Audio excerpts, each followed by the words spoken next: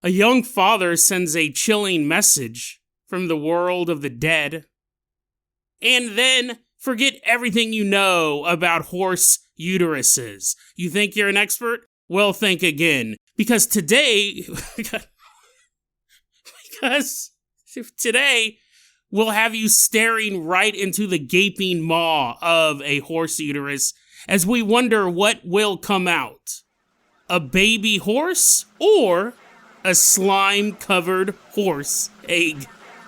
You're like, or neither, I can just walk away. Nope, I'm holding you in front of the horse uterus. You have to watch today on Dead Rabbit Radio.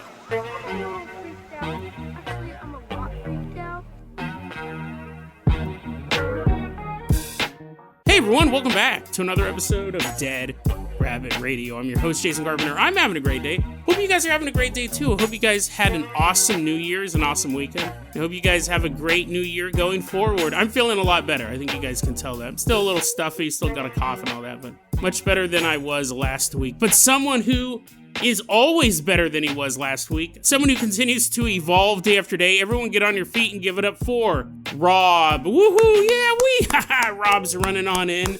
Run on it into Dead Rabbit Radio Command. Rob from Instagram posted his Spotify Wrapped, showing everyone how much he listens to and loves Dead Rabbit Radio, and that's a great way to get the word out. Rob, that is why you are going to be our captain or pilot this episode. If you guys can't support the show financially through the merch store or Patreon or things like that, I totally understand. I really do. Just do what Rob did. Tell your friends, tell your family, tell everyone you know. Dead Rabbit Radio is your favorite paranormal show. That is how you can help the show grow. Okay, Rob, we got a ton of stuff to cover today, so let's go ahead and get started. I'm feeling good. I'm just ready to go. Rob, I'm going to go ahead and toss you the keys to the... Ooh, it's a new vehicle. I just came up with this. Rob, I'm going to go ahead and toss you the keys to the hair hearse.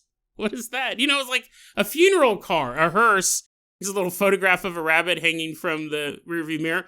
Rob, go ahead and start this bad boy up. Everyone climb into the hair hearse as Rob drives us out of Dead Rabbit Radio Command all the way out to a house in Anywhere, USA.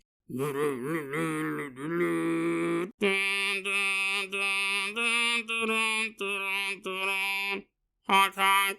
That's the sound effect for the hair hearse. It's kind of underwhelming. Thought maybe there'd be a ghost sound or something. Is it haunted? No, it's just a big black car with a picture of a rabbit on it.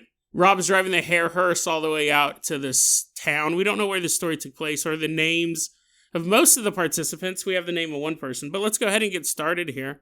We're going to meet this young mother. We don't have a real name. We'll call her Melinda. And she's living with her son, a little guy, little 4-year-old guy named, we'll call him Sam. So Melinda and Sam. Now, Sam's father is Melinda's ex-husband, a man who, his real name is Bob H. She didn't give his last name, but Bob H. is her ex-husband. And Melinda goes, Bob abandoned us. Like, he just bounced. One day, he's like, I don't want to do this anymore. I don't want to be a husband or a father. So he just left the picture.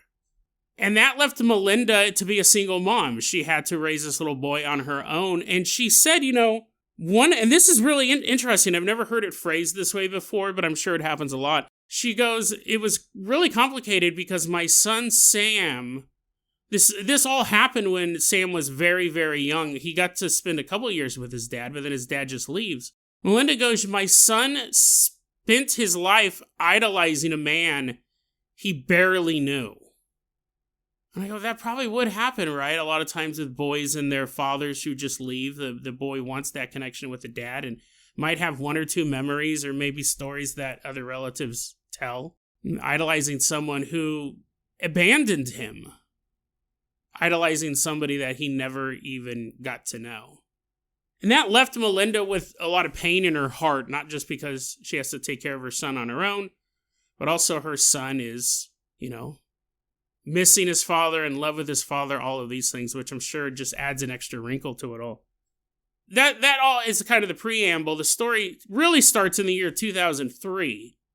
At that point, Melinda gets a phone call out of the blue from Bob. And Bob says, hey, I know I did this whole thing where I abandoned you guys and I haven't really talked to you guys since, but there's a hole in my heart. I want to see my son again. I want to reconnect with my boy. It's complicated, right? No matter how much Melinda hates him for doing that, are you going to deny the son the chance to reconnect with his father? So she goes, fine, whatever. Well, we're going to work all this stuff out, get all these logistics. And he goes, okay. On August 12th, 2003, he said, that's when I'm going to fly out to see you guys. I'm going to fly out and reconnect with my son. We're going to try to start this all over again. Melinda's like, okay. So this is kind of a big deal, right? Sam's like, hey, daddy, daddy's coming. Melinda's like, yeah, honey, dad's going to be coming. He's going to come out on August 12th. Yay! And Sam's all getting super excited about this. You're like, wait, in the intro, didn't you say someone died? Uh-oh. Which one is it?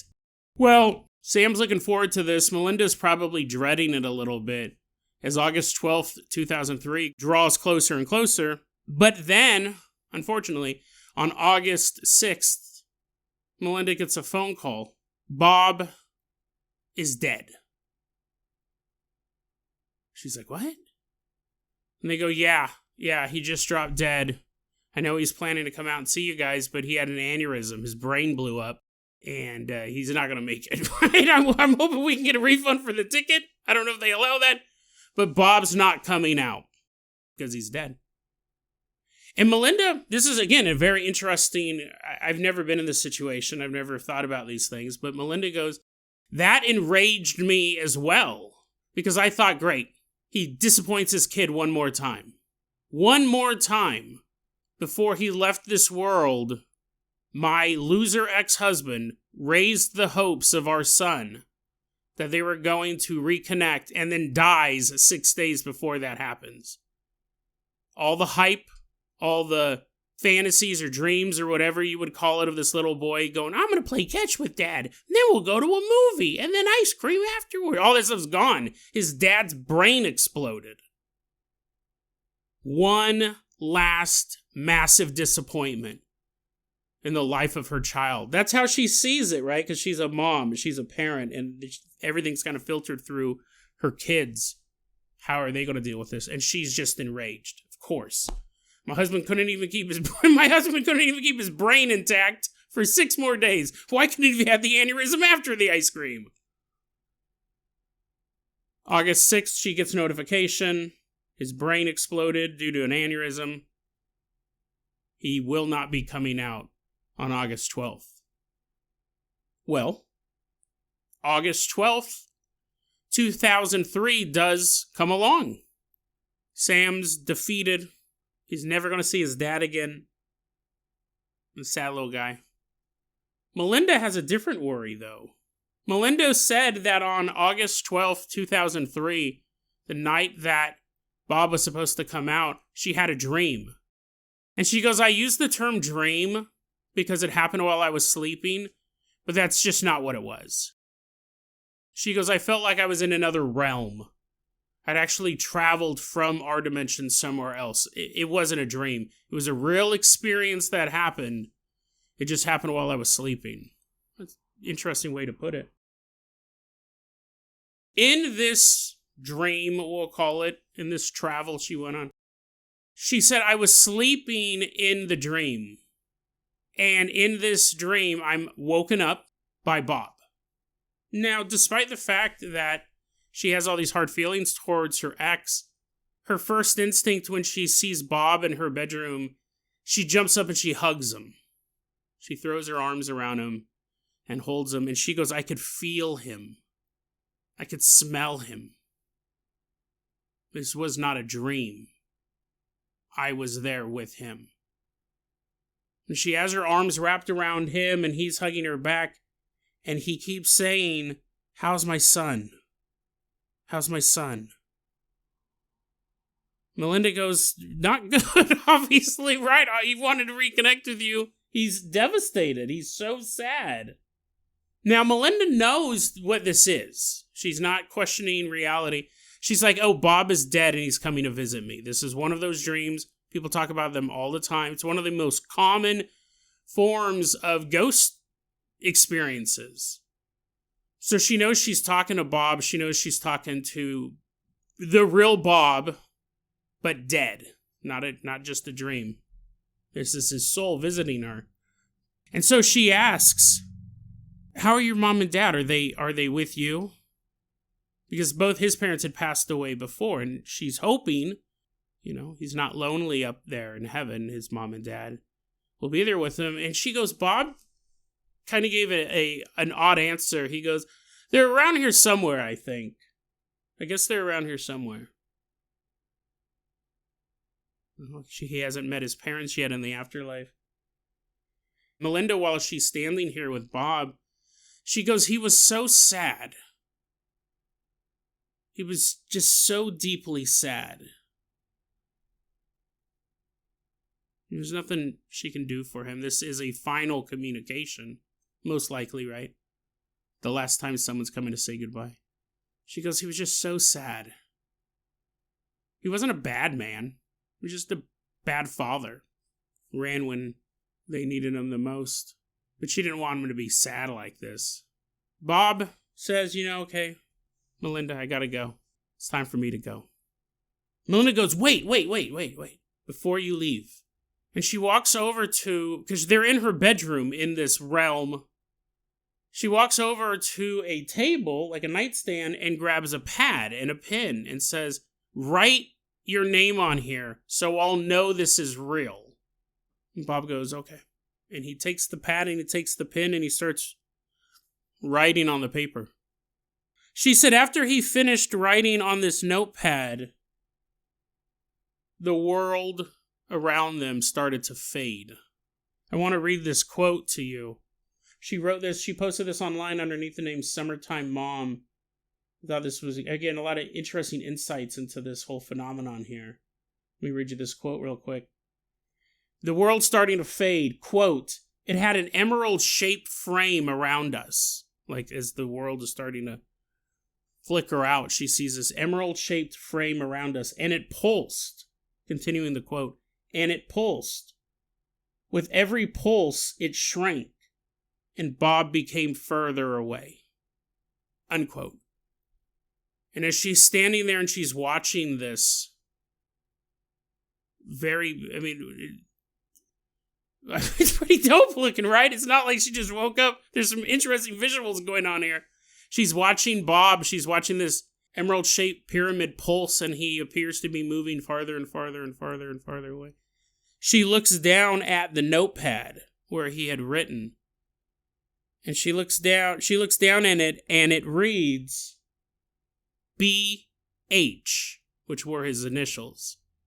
B.H. went to hell on August 6th, 2003. She wakes up in the real world. She's laying there in her bed, and she's still trying to come to terms with what she saw in that notepad. Melinda said she did not tell Sam about the dream. She didn't say anything that on the day your dad was supposed to be here, I had a dream, he came to me. Didn't tell him any of that stuff for 20 years. It wasn't until 2023 when she mentioned to Sam, hey, I had this really weird dream about your dad. Remember, he was supposed to come out. Supposed to come out on August 12th, all that stuff. I had a really weird dream. She told him about the dream, but he being an adult at this point, 20 years later, she goes, I told him about the dream, but I never told him about the notepad. I never told him what his father wrote. I wouldn't tell him. It was just too heartbreaking. A creepy story. Creepy story. And if you think about it, I think she did the right thing by not telling her son that his dad might be in hell. But, I want to say two things about the story real quick before we move on to HorseEggs. One, I can't recall another time we've covered a story where someone was able to leave hell to deliver a final message. So I find, here's the thing. There's a couple of different ways to look at this. One, it was just a dream. It was just a dream, nothing more. Good old Bob is not in hell. That's the best way to kind of deal with it, obviously. The second one is that it's true. And it would be very interesting, how would you earn a day pass out of hell to deliver that message? You're there for this horrible, eternal torment. It's not like you get a day off every once in a while. Actually, now that I say that, what would be, because we have a lot of stories about people after they're dying coming to visit their loved ones in their dreams. It's so common. And it would make sense that if they were in paradise, they're like, hey, can I go visit my family? I mean, you're in paradise. You can kind of do whatever you want. But leaving hell, even for a moment. It's funny because I go, why would hell allow that? I mean, if this story is true, and if it wasn't just a dream, this moment where he was able to go and hug his ex-wife one last time and ask how his boy was, has filled her with so much terror and sadness that, she knows that he's in hell. That would be a reason why he might get a day pass. Because it will help confound and burden people with the knowledge of that, right? It's not so much that he got a day off to say goodbye one last time. He got a day off to go and tell her, hey, I'm in hell. And every day you're going to have to think about that. Your husband, as much as you didn't like him, as much as you thought he was a bad dad, every day you got to think about the reality that he's in hell. And you have to hide that from your son. You can't tell him about that. Because you wouldn't want to. But, it's interesting because would you want to? Should he have that access to that information? Should he know that his dad is in hell? You're like, Jason, no. Well, I mean, it could go bad, right? It could definitely be bad news. He's flipping out. But here's the thing. Does he have a right to know? Does he have a right to know that information? Because here's the thing. Eventually, Sam will die himself. We all will. And Sam, maybe, probably, hopefully, will end up in heaven. But his dad won't be there. His entire life, Sam was missing a man, his father, in his life. Sam idolized the man he barely knew.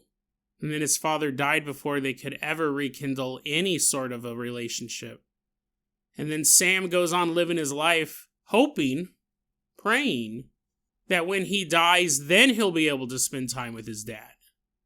But according to this story, that's not the case. Melinda knows that's not the case, and she never told Sam.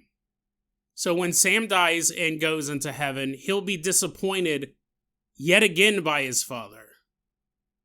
He thought he would be able to spend time with his dad in the endless realm of paradise.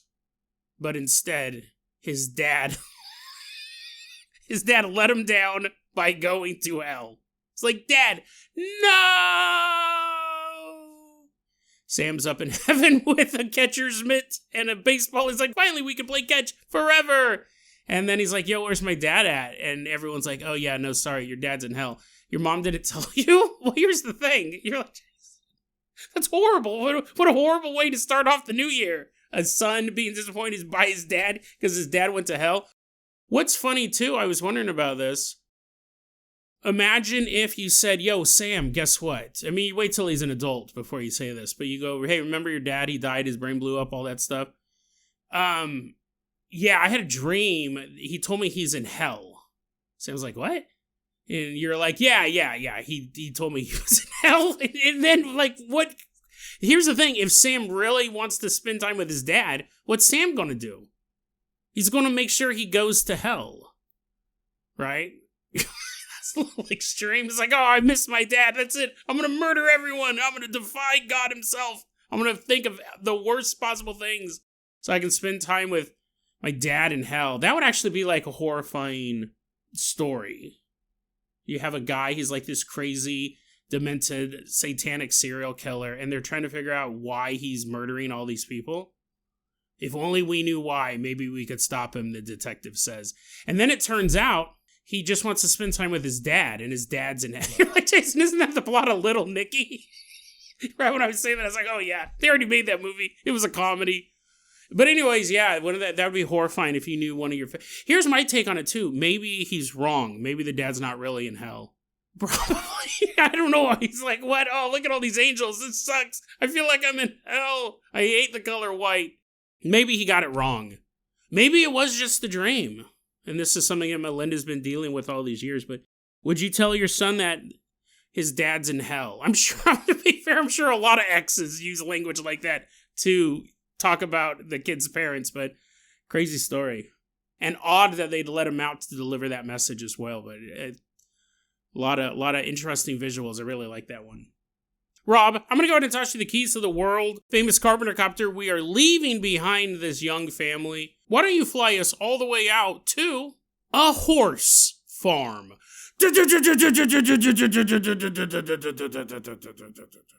And as we're flying out there, I'm in my chef outfit. So I have a little chef hat on and a white jacket. I look like Chef Boyardee. And I come out and I go, manja, manja, everybody. Look at what I've... You know how risky it would have to be for you to ever eat food I prepared? You're like, oh, what? It's either poorly cooked, we're all going to get salmonella, or it's some disgusting thing he's tricking us into eating. I go, no, me no manja that, manja this. And I pull out this giant plate of scrambled eggs. And I have it like covered in cheese and stuff like that. And I'm like, keep pushing it towards you. You're like, no, dude, I'm good. Eggs are like the thing that's the easiest to make you sick. I'm like, no, look at. These eggs won't make you sick. I'm all pretending to eat them. I like turn to the side profile. I'm all yum. There you see him like falling down to my shirt collar. Yummy. Here, eat some of these eggs. And you're like, well, Jason, I'm just going to take a wild guess. I'm going to assume those aren't chicken eggs. I'm going to assume they're horse eggs because you've been talking about horse eggs all week. Well, yeah, you kind of ruined the surprise, I say, as I make myself a big pile of scrambled horse eggs. I mean, they look delicious, right? They're all yellow and they're covered in cheese. Put some pepper on them, a little bit of hot sauce. Yum, eating them up. I've only had chicken eggs. I've never had like a goose egg omelet. Or what other animals lay eggs? I'm sure you could have like a blue jay omelet. It takes like 500 eggs. Your hands are all cramping from cracking them open. You're like, screw this. I'm just going to go buy some chicken eggs. I'm sure like an ostrich egg omelet would probably... It's probably all disgusting. I'm not saying I would want to eat any of these. But you could probably eat them.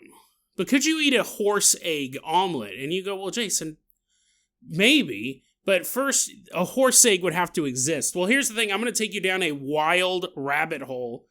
We're looking in... No, forget the rabbit hole. We're looking into the wet, slimy horse uterus. Jason, quit saying that. I honestly don't even know if horses have uteruses. I'm sure there's some sort of thing that all mammalian creatures have. I'm sure they have some sort of birth canal. Some sort of... gooey. Jason, quit describing them as gooey. There's probably like wet and slick because to push something out of your body, I'm sure there's a lot of mucus involved. But anyways, before we get really into this story, I got to give a shout out to Ampus Allen, longtime listener of the show. He's the one who sent me over this story, the horse egg conspiracy, and it's going to go in a lot of wild different directions. So stick with me on this. But basically, the conspiracy is this. Horses naturally will lay eggs. Big, wet, slimy eggs will slide out of their body and then eventually will hatch and a baby horse will come out of it. Much like the egg of any other living animal that lays eggs. Turtles and stuff like that, birds. I wonder if you could have a turtle omelet. But anyways, that's the conspiracy theory. And you go, well, that's not true. And you might say that, right? You're like, I am saying that. It's not that I might say it. I'm saying it right now, Jason. That's not true. Do you have anything to back this up? Okay, let's dig into this. So, what happened with this has kind of come to the forefront recently. Because there's a guy online going by the name Vizzlepop. And he states all of these things about this horse egg conspiracy theory. He said, and I'm going to kind of jump around because I'm going to make it a little bit more coherent than it's been written out. No offense, Vizzlepop, but let's start with the why. The most important part of any conspiracy theory is, why would they be hiding this? Who would be hiding it and why? So let's assume, just right off the bat, that horses lay eggs. And they always have. Out there in the steppes of Mongolia, these horses would gallop around until one of them goes, And the other horses look over at her and they know what it is. It's the circle of life. And this horse just kind of squats until a big fat egg slides out of its warm body and rolls across. It's rolling down the steps. It's a wee. They're like, no, my baby's going for 4 miles down these little hills. And after it lays the egg, now the horses have to take care of it, right? They just can't leave it there. Just like any egg, they sit on it. It's all crushed. Oh, that's why our species never lives past a generation. We crush our own eggs trying to warm them up. Well, eventually this egg hatches and then a baby horse comes out and then the horses continue on their way. That's the basis, the biological, we'll put on our conspiracy caps and assume that part is true for the beginning here. What would be the point of preventing us from knowing any of this? Because obviously we know chickens lay eggs and ostriches lay eggs and platypuses lay eggs, which actually does play a part in this, because there are mammals that do lay eggs. But I guess a platypus I don't think you can make a platypus omelet. I think the egg that comes out isn't a traditional egg as far as we know it. But anyways, we know other animals will lay eggs. Why would this knowledge be removed from us that horses lay eggs? Well, the who and the why are biotech firms and elite racing stables. See, they know that horses lay eggs. Not all horses lay eggs. It's only particular genetic strings that still do. It used to be that more horses laid eggs, but as horses became domesticated and we started using them, they kind of got bred out of them.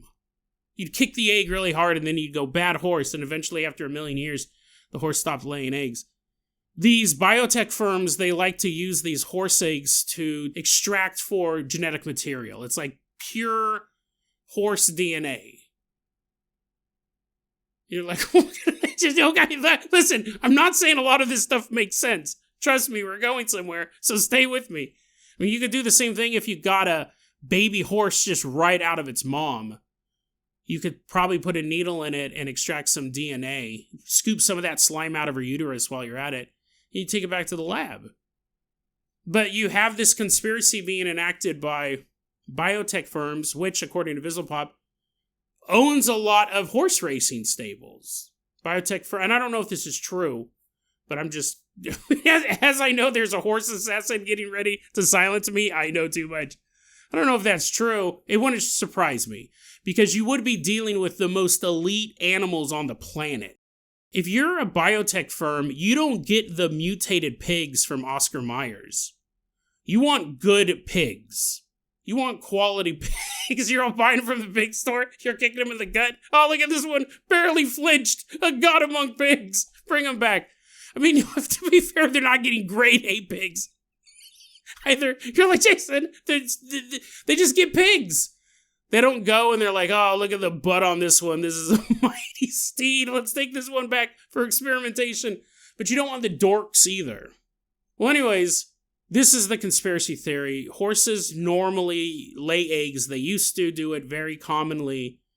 The information has been suppressed because the biotech firms are using said technologies, these eggs, to run experiments on and get genetic material. And the horse breeding people, they also are in on it.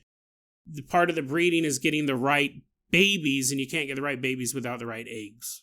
Vizzlepop has posted that horses lay eggs, or to be more specific, some horses lay eggs. There's a lot of horses out there that don't, but some do. That's actually more confusing. What? Some horses lay eggs and some don't. Some actually give birth to a baby horse, comes sliding out of that birth canal. Some of them lay eggs. What? It would be more reasonable if all horses gave live birth, which they do, but I don't want to play my cards too early in this, or that all horses lay eggs. But so this is Vizzlepop's argument, and again, he's not alone in making this. Horses used to lay eggs all the time, but the powers that be, the omelet industry, the powers that be want to cover that information up. They want us to believe that all horses give live birth, and they've all given live birth since the beginning of time. But this is a recent conspiracy theory, so what they've had to do is they've had to go back through old resources that state horses give birth in eggs sometimes and destroy those pieces of knowledge. So he starts off his argument by saying there is a book called Practical Veterinary Obstetrics. It's published in 1894 by Edward Seeley. He says this kind of kicked off the whole rabbit hole for him because that is a book, Practical Veterinary Obstetrics, that every single copy of it that has survived, that is in a museum somewhere or in a big library, because it's a very famous book. There's probably not a lot of those books that survived since the 1890s on this topic. Edward Seeley wrote this book. So if you want to get a copy of it, you have to go to one of these libraries or go to one of these museums or what have you, depots, to look at it. But every single surviving copy is missing 5 pages. All of them. Pages 214 to 219 have been very cleanly removed from this book. That part of according to what you can see in like the table of contents and the index and all that stuff, that part of the book covers variant early gestation processes of large mammals. As in some mammals give live birth, some of them lay eggs. Is that what it says? We don't know. Every copy of this book from 1894, those pages are removed. And in fact, every copy of that book published after the 1900s has that entire chapter removed. Now, right there, that's a really interesting conspiracy theory. Whether or not it has to do with horse eggs, it's quite fascinating. Imagine the amount of resources to cover that up. I guess it wouldn't be that much. It'd just be a plane ticket as you fly from library to library to rip the pages out. But you're like, wow, that's very intriguing. A cover-up. And that sparked my interest too. And this is the first little zigzag that the story is going to go on. As far as I can tell, based on all of my research, and it's not foolproof, that book doesn't exist and neither does Edward Seeley. I could find no record of that book or him even writing another book. It'd be one thing if I couldn't find a copy of that book, but find out Edward Seeley wrote a book in 1888 about plant life. Then at least I know he exists and I know he's an author. But I just couldn't find any proof that this guy was real. And I couldn't find any proof that the book was real. So right at the beginning, the conspiracy theory starts to crumble. Like a big wet egg in your hands. So he goes, oh, so it's basically just completely shot to death at the ending. The conspiracy isn't real. That's what I thought.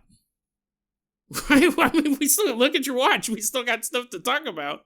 I emailed Vizzlepop. That's something I'm doing now that I only do 3 episodes a week. I have more time to, research, like actually reach out to people. I emailed Vizzlepop and I said, hey, interesting conspiracy theory. I'm host of this podcast. I did have a question though. That guy doesn't, as far as I can tell, that guy doesn't exist or that book doesn't exist. Do you have a link or anything you could show me, showing me that he exists? I mean, it doesn't have to be his birth certificate. You don't have to introduce me to his great-great-granddaughter, but I never got a response. He lays out some other reasons as to why he thinks. I mean, really, this is kind of what it comes down to. You're like, is that why he thinks that horses lay eggs because pages in a book are missing? He basically says that's what got him to start figuring out what would be on those missing pages, and he was able to kind of crack, no pun intended, the code of this whole egg conspiracy. But I'm not going to go through source by source by source, because they really do kind of collapse after the first one. Let's jump to the nitty-gritty, because again, we're not done. We got some other stuff to talk about with this conspiracy theory. He says this, that. The sources will be in the show notes. Other people have started to tackle this, and he goes, well, during World War I and World War II, livestock breeding research was classified.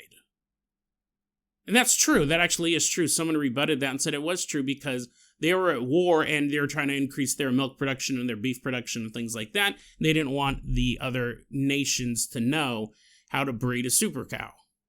Okay, so he is right on some stuff, but there's a logical explanation as to why the U.S. government wouldn't want Nazi Germany to know how they milk their cows. I'll give Fizzlepop credit. I mean, it's a well-written conspiracy theory. He lays all this stuff out. He says that he kind of uncovered this on his own, that he went down this rabbit hole. I just don't know if that book's real or that author's real.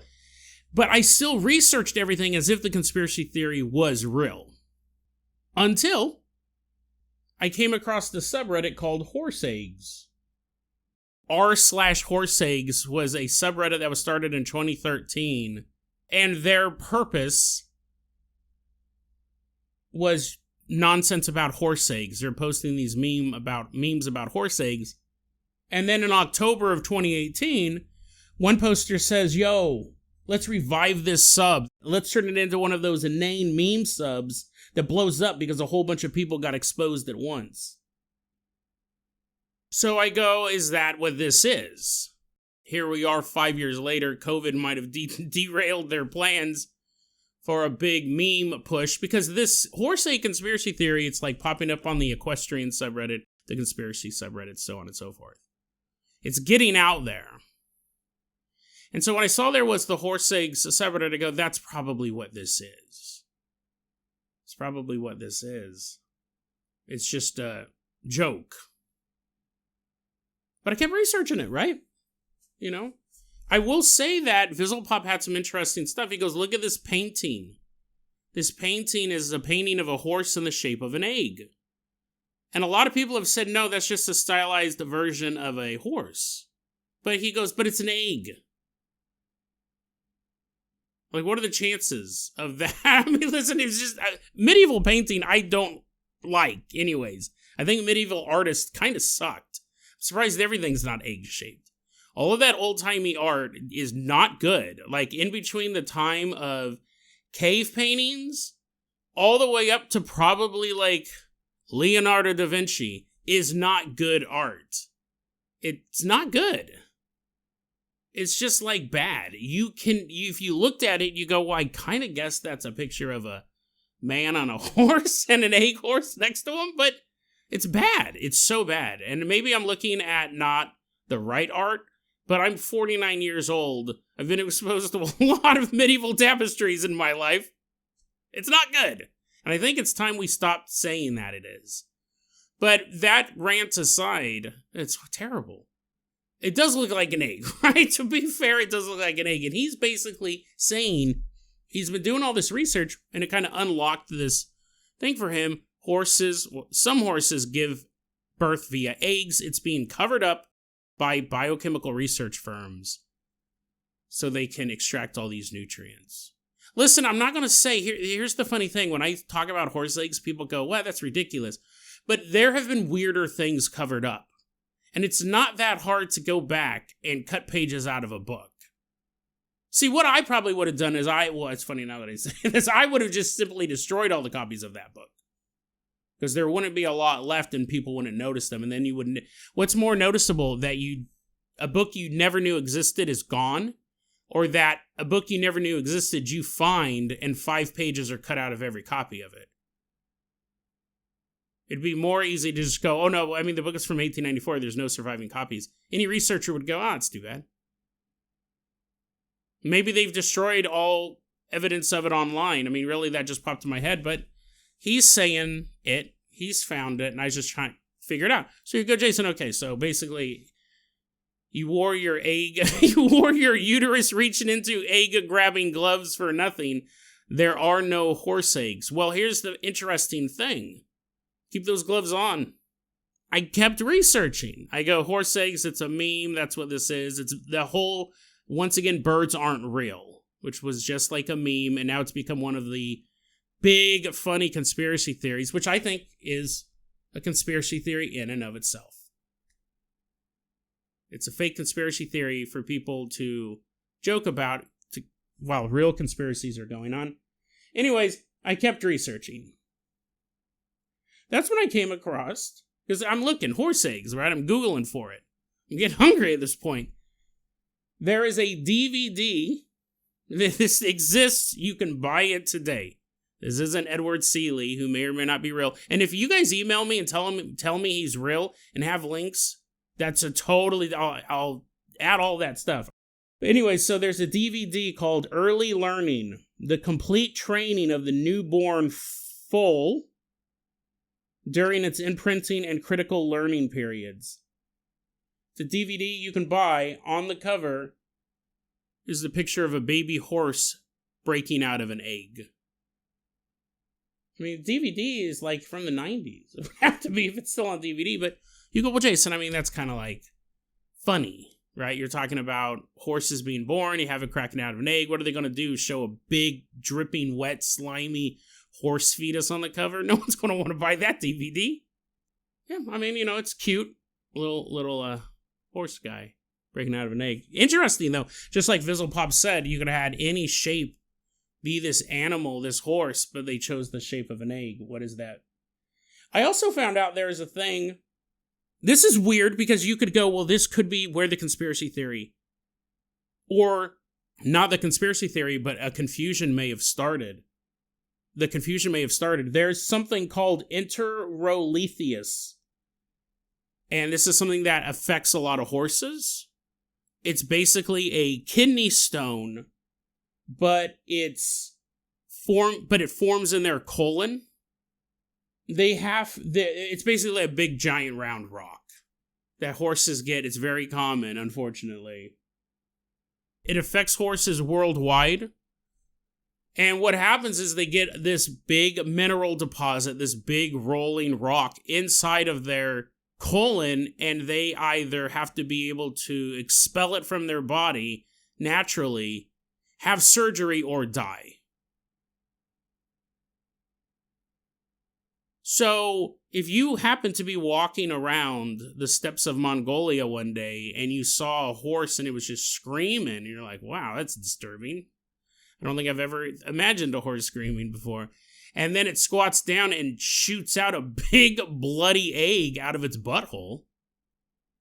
Well, not an egg, right? It would look like an egg. It was actually a big rock.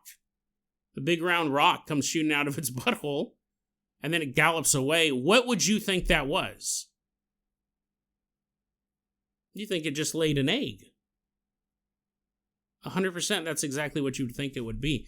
So what's interesting is I could see old texts and old manuals talk about horses giving birth via egg, because it wouldn't...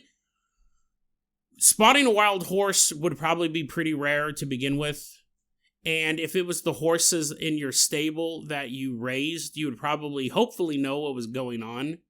Because it's not the most uncommon thing. It doesn't happen all the time, but you would go, oh no, sometimes these horses... Well, I guess you'd probably think it was magical back then too. If it was like 1500s and you saw a horse shoot out a rock, you probably would think like a witch had cursed you or something like that. But I could see how someone could mistake a horse for laying an egg because of stuff like this. That's a real disease that affects horses. So looking at this is interesting, right? Because forget the DVD cover. That was probably just a goofy image, but who knows? Maybe not. Probably, but maybe not. We do have the image of stones rolling out of horses. So you could see in the past times people thinking, wow, horses actually give birth to eggs. Sometimes. Because you just see it rolling down the hill. There's also, speaking of that, an old Eastern European folktale called The Horse's Egg. And I watched a little YouTube cartoon on it. It's kind of like a Emperor Has No Clothes type of story. But again, very interesting, right? Far predating this conspiracy theory. Far predating these biochemical firms owning parts of elite horse racing stables. We have a story about a horse laying an egg. And even farther back and more mysterious than just I think it was a Polish folktale. At the National Museum of Bhutan, one of their most cherished artifacts there, according to the blog Tibeto Logic. The guy who writes that blog actually worked at the National Museum of Bhutan for a period of time. He said the most precious object that they had there, the one that everyone revered. We got a bunch of cool stuff there, but all of them, all of the workers, couldn't stop talking about the horse eggs. And what these are is they are these small balls, these small, seemingly stonish or petrified balls of some sort, each one weighing about 1.5 to 2 pounds. And what they are considered, it's a little bit different than a horse egg, but close enough, it's a unicorn egg. They believe that these are actually unicorn eggs, and they have possession of them at the National Museum of Bhutan. If you look at the catalog entry for these eggs, it says, quote, "Among these beliefs is the existence of a horned horse." So unicorn is a Western term for it. A horned horse, historically thought to be finely built and to possess extraordinary grace and power. It is believed that at some sacred places, imprints of these animals' hooves, as well as their eggs, are visible on the surface of rocks. Further, it was believed that only those people who possessed very strong virtue could possibly domesticate these creatures. They're registered in the Museum of Bhutan, National Museum of Bhutan, as, there has to be another way for me to pronounce this, Norbu Tagi Go Nga, which directly translated is precious unicorn's egg, or precious horned horse's egg. And, the author of Tibeto Logic, he said that you look at these things, and it does appear that there's several layers in them. Because they're not in perfect condition, you can kind of see the different layers in them, and he goes, he doesn't know what they are. He doesn't know what they are. He says they do seem to be made of some sort of unknown substance. And they think that the people who work there consider this one of the most valued treasures that they have. It also has mystical qualities. Whoever possesses them often is granted great wealth. So, that's what's really interesting about this conspiracy theory. I do think it's a meme. And I do think that some of the clues or some of the things that Fizzlepop revealed, I don't know if he made them up or if he got them from somebody made them up and he might really think that horses lay eggs. And he's exposing this. But the Edward Seeley thing, he gave a lot of other sources. And I'll put all that stuff in the show notes. But the Edward Seeley thing, the thing that set him off down that rabbit hole, I could just find no proof that that book existed or that guy existed. And that's the thing you're leading off with. Now, I'm not saying I completely dismiss this, because it's funny. At first I go, once I found out the subreddit horse eggs, I go, okay, it's a meme, they're forcing it, just like birds aren't real. But of course, I like to do my due diligence. I kept reading, and then I uncovered what could possibly be mistaken as a horse's egg, which is that mineral deposit popping out of their body. And then I found these old folk tales, and in a museum, there's horned horses' eggs. And that's a big part of that. They go, this is a thing that happens. You can find them on rocks where they have laid their eggs. Now, it could also be that calcified deposit coming out of their colon. But it's really interesting. I really like this story. Ampus Allen, thanks for sending it over. Thanks for sending it over, because it was one that I researched and kind of dismissed, but kept researching. And then found more stuff that could actually lead towards the idea that at some point, some horses did lay eggs, enough to leave a cultural imprint in two separate countries that really couldn't be farther apart. It's really easy for us to just dismiss the idea of horses laying eggs because it's so ridiculous, and you go, well, that could be easily disproven. You could go to any farm, ask any farmer, and they'd tell you the truth. But if the argument is some horses sometimes lay eggs, or some horses have in the past laid eggs, it's a lot harder to disprove. You can say no horses lay eggs, but if you say some of them did at some points in time in human history, whether it was a real egg or a mistaken calcified deposit shooting out of their butthole, the argument saying that it never happened becomes a little more murky. And something we've realized is that's where the conspiracies tend to work best, in that murky area, where truth and fable collide. Very interesting story. It's probably a meme nowadays. But to at least two different... And again, listen, I maybe did an hour worth of research on this story. I looked for what he did, and I looked for some other stuff, and I'm sure there's way more stuff out there that's probably not even in English. I was lucky to find the English translated cartoon. There may be sources from all over the world also describing horses laying eggs. These are the two that I came across within 1 hour of research. So who knows how many other stories are out there like that. The idea of biochemical firms experimenting on these eggs, that's when you get into a far-fetched, that's a modern-day take on an old story. But even the most sci-fi version of the horse egg conspiracy may not be as far from the truth as we may think. DeadRabbitRadio@gmail.com is going to be our email address. You can also hit us up at Facebook.com/DeadRabbitRadio. TikTok is @DeadRabbitRadio. Dead Rabbit Radio is the daily paranormal, conspiracy, and true crime podcast. You don't have to listen to it every day, but I'm so glad you listened to it today. Have a great one, guys.